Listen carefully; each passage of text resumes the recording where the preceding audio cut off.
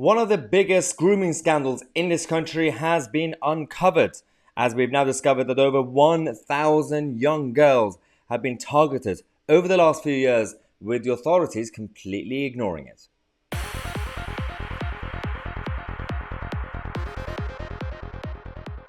Right, welcome back to the channel. This is little Lucy Lowe, who has now lost her life following the grooming situation that she had to deal with, and she and her family were targeted. This was absolutely disgusting, by the way, a few years ago.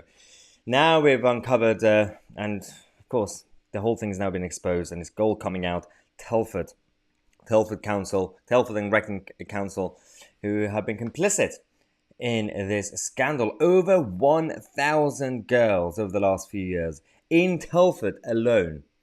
There are a number of councils across the country and a number of local police forces around the country who have been dealing with these situations, yet nothing has been done.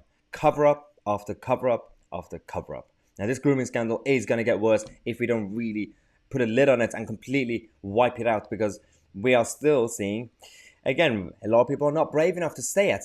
But yes, this problem goes primarily towards certain cultures, people from certain areas in the world, the Middle East and North Africa, especially the Middle East.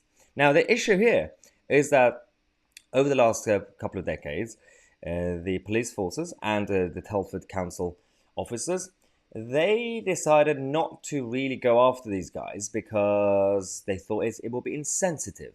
They thought that they will be called names. They thought it will be bigotry and all that stupid idiocy that is holding this country back because of the people in charge of our institutions. This was the reason they didn't really go after them. Now, in 2012, around that time, a lot of these people were arrested anyway, but that case is still happening. Now, the other situation we had, that the authorities were essentially blaming the victims. They were blaming the young girls for their lifestyle, for walking around their neighborhood, expecting that neighborhood to be safe. They said that you guys, you made yourself a target. This is the most disgusting thing I've ever heard when it comes to these sort of issues. No one's brave enough to talk about these issues. I mean, this is like, investigations have been happening in the past. Cover-ups have been happening. Reports supposed to be come out, they don't come out. And no one really goes to Parliament to actually scrutinise this properly. Yes, we've had a number of MPs like Sarah Champion, who has worked really hard. You know, we have so many.